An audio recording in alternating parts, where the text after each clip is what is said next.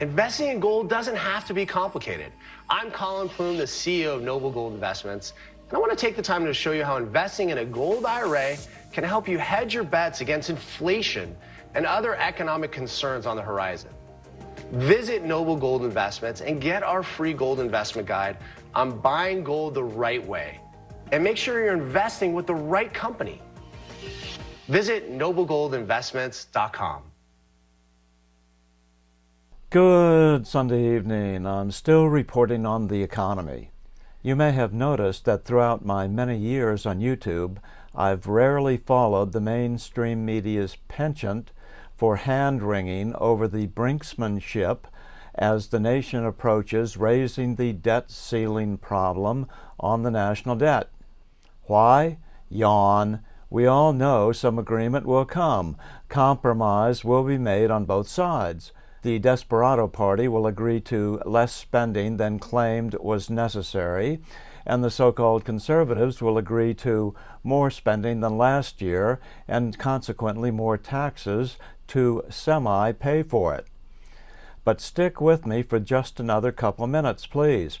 I'm going to use this nearly annual controversy to contrast with the reforms that a truly sovereign money system could so easily implement to solve all this debt problem for good. Your listeners have to understand this. Is it a revenue problem or is it a spending problem? Hold the phone. We are only 5 seconds into this interview before I'm calling a monetary reform timeout. The problem is that it's both a revenue and a spending problem. But more importantly, it's really a debt problem. We don't need a national debt at all. That's the secret. We didn't at the founding of our nation after fighting for our freedom from England, and we don't need one today. A truly sovereign nation has the absolute right to create its own money without such debt. Who said we have to borrow our money into existence? Nobody. In fact, the United States was born by Europeans trying to flee from the oppressive taxation that every debt money system in history has always devolved into. A debt money system only serves two classes of people: those who profit from debt-based money, the biggest banks, and number two, those who profit from collecting the taxes to pay for the interest inherent in a debt-based money system, the revenuers, the one known in Jesus' time as the money changers, and those who derive power over their fellow men by forcing them to pay for the corruption of an overspending authoritarian state. The debt money system is the beating heart of every authoritarian system which has ever existed. But there is a way out of this that is simple and constitutional.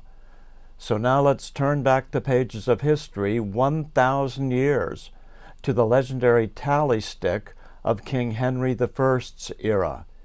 This is the way England solved this debt money problem 1,000 years ago, and a lesson most of the founding fathers of this nation knew very well, a solution that every big banker hates to hear about. This report, my 10th out of over 4,000, was first published on January 9th, 2010. Also, please like, share, and subscribe below.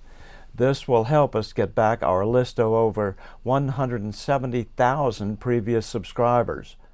1,000 years ago in England, the goldsmiths, the bankers of that day, discovered that instead of lending out their gold coins, they could lend out receipts, IOUs for their gold coins. Then they learned that they could lend out way more receipts than they actually had gold to cover them, and no one would ever be the wiser. When they lent out lots of their gold IOUs, the economy boomed. When they called in their loans, the money supply shrank and a depression set in. Then goldsmiths discovered that by acting in concert, this manipulation of the money supply could force the king to do their bidding. It's the same today. When bankers control the quantity of money, they always end up controlling the politics of the nation as well. That's the definition of plutocracy, rule by the rich. Now, the opposite of plutocracy is a democratic republic, where the voters elect politicians to represent their wishes. Democratizing this political power is the very basis of our freedom. In 1100 AD, King Henry I of England got tired of the goldsmiths manipulating the money supply for their own political ends.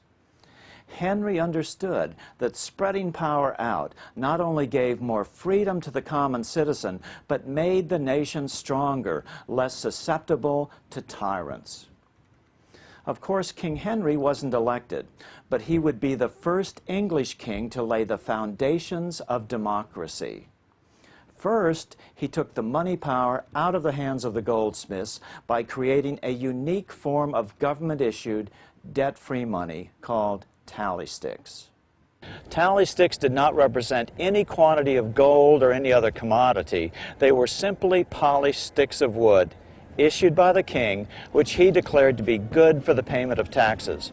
That made tally sticks just as good as any other form of money. The idea with the tally stick was that you cut notches in a piece of wood. Usually it was hazel, and these notches were of a prescribed size dimension. And if you look at this one, you can see it's got 1,000-pound notches. So there's 6 notches times 1,000 pounds each. Is that the way it is? That's exactly it. So that's a 6,000-pound tally stick. This side is called the stock. This was kept by the person who made the loan, or paid the money in. I see. And this is the foil. And so the foil would be spent into existence, and the idea was splitting the stick down the middle was to prevent counterfeiting, because of course a stick splits uniquely down the middle.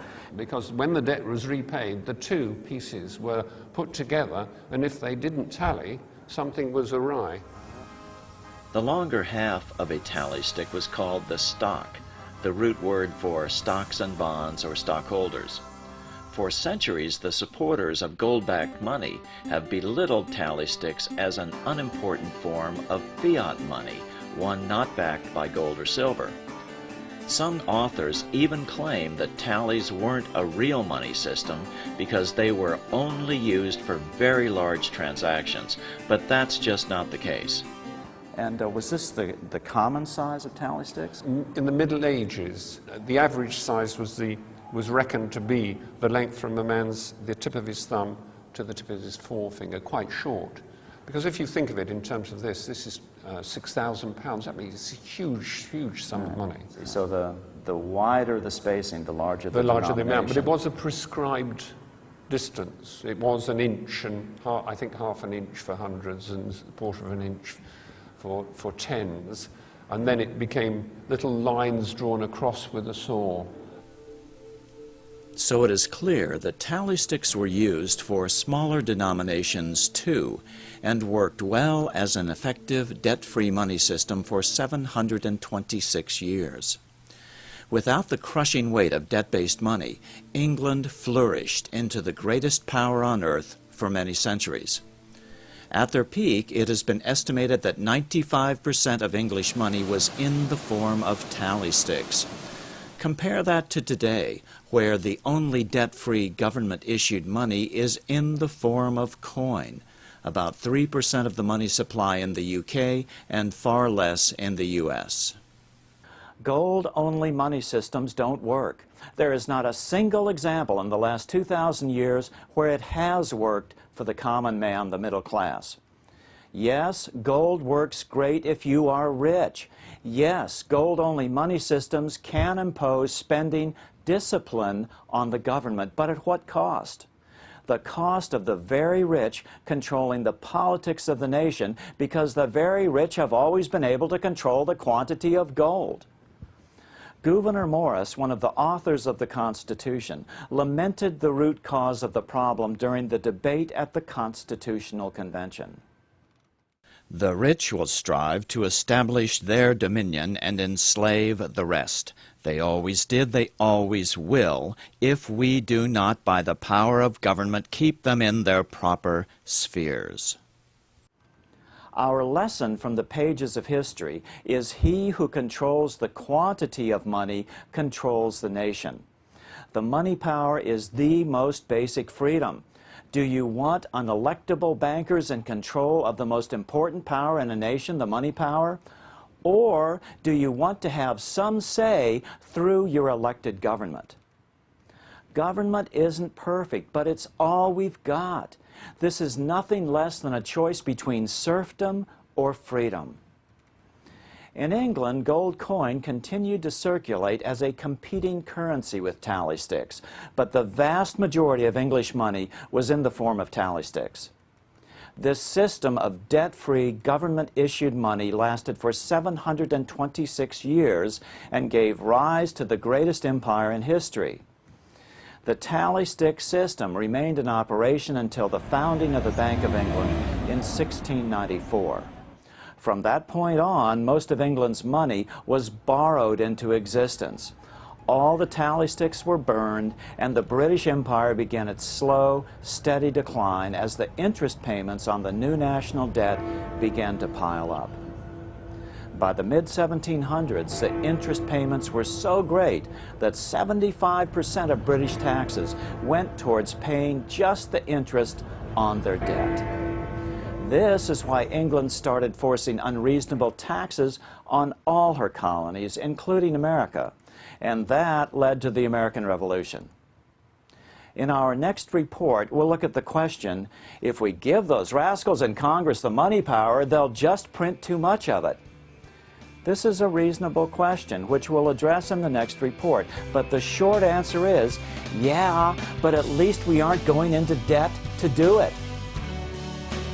I'm still reporting from Washington, wishing your family a blessed and happy New Year.